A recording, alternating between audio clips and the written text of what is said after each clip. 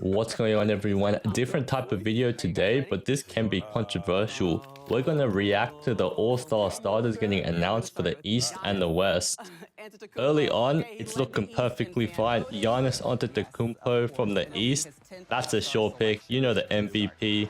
He's going to be an all-star no matter what drama he creates on the court. He's going to be a Bucks all-star for the time being. Remember, Bucks fans have a mixed reception with him right now because he's been posting mysterious things.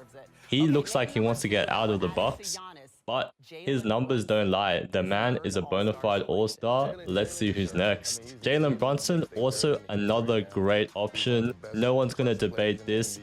Top 5 in the East, and he'd be balling out there. The stats don't lie. Once again, this is a surefire pick. The question is, can Karl Anthony Towns make it to the All-Star game? He's having an alright season, but kinda inconsistent. Karl Anthony Towns lacks aggression in some games, and he just gets overshadowed by other guys like OG Anunoby and Bridges.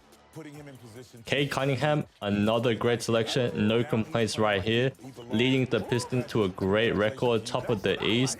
Him and Jalen Duren, that dynamic duo, you will expect to see Jalen Duren hopefully in the All-Star too. Cade Cunningham, definitely well deserved, no complaints here. So let's see who's next. Tyrese Maxey, another great selection. He is currently the 76ers best player. I've made tons of videos on him.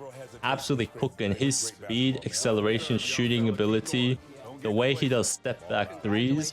Now he has a floater game as well, absolutely unreal, and he also plays defense. Tonight he got a career high 8 steals. That is absurd.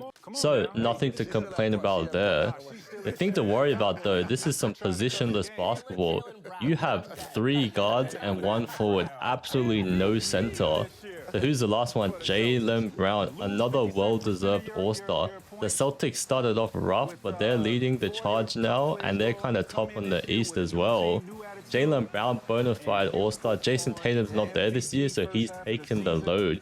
He's been backpacking the Celtics, and he's having a career-high season in terms of scoring. The man definitely deserves this spot. I know early on people were joking about his hair, but he's been scoring. On the west side, Nikola Jokic, that's another sure pick. No complaints there. The only thing you worry about is he hyperextended his knee a few weeks ago. Can he make it back in time? Hopefully so. In his absence, the Nuggets have been struggling low-key. Jamal Murray, Aaron Gordon, they got to step up, but when Jokic plays, he's a Super Saiyan. The man has popped off for like 50-60 points this season. Incredible numbers all around, nothing to complain about. Luka Doncic for the Lakers. He is a well-deserved all-star, but to be a starter, this one can be controversial because people have been saying that this man don't play no defense. He is clearly the best Lakers player though. LeBron James is no longer an all-star starter, and Austin Reeves, he's been injured, so he potentially could miss the reserves as well due to that lack of availability. Lots of international players I see, right? Shai Gilgeous-Alexander, again, sure pick right there.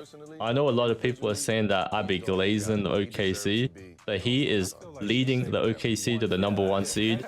Stats still great all around, barely plays in fourth quarters, so yes, well deserved. Another international player, right? He got a 3 out of 3. The man's Canadian, not American. Let's see who's next. Steph Curry? Okay, this one is a little bit controversial, but we gotta run the stats. Steph Curry, just look at the side-by-side in the recent games. You have Anthony Edwards popping off for a career high 55 points, and Steph Curry, 19, 14, 27, 7. Not only that, look at the averages. Anthony Edwards averaging almost 30 points per game, Steph Curry 27 points. Anthony Edwards 50% from the field, Steph Curry 47%. Edwards, better 3-point percentage, better free throw percentage, Steph Curry, okay, fair enough. Rebounds, assists, Edwards kind of looks the same right here. Steals and blocks, Edwards has the edge. Turnovers, Edwards is winning right there. And personal fouls per game, that's not important. So you can kind of see clearly from the stats, Anthony Edwards looks to be more of an impact. Not only that, Anthony Edwards is leading the team as the #1 option. Steph Curry is not necessarily the #1 option from night to night. Unfortunately, Jimmy Butler tore his ACL, but before that, sometimes you see Jimmy Butler had better games than Steph Curry. I don't know about that. They say there's some favoritism right there because Steph Curry, Anthony Edwards, you don't know, man. There are a lot of point guards on the All-Star starters as well. Let me know down in the comments below. Did Anthony Edwards get snubbed? Now, Stephen Curry definitely deserves to be an All-Star, but just a starter over people playing better than him? I don't know. Let's see how it goes. But anyway, Anthony Edwards will definitely make the All-Star team, just not as a starter. Some other guys you might be thinking of missing are like Kawhi Leonard, James Harden. Let's see who the last pick is. Victor Wembanyama, that's a sure lock pick. Nobody is surprised right there. If he didn't get injured, he would be playing at a phenomenal level. The man is scoring like 30 points per game right now on like 25 minutes per game.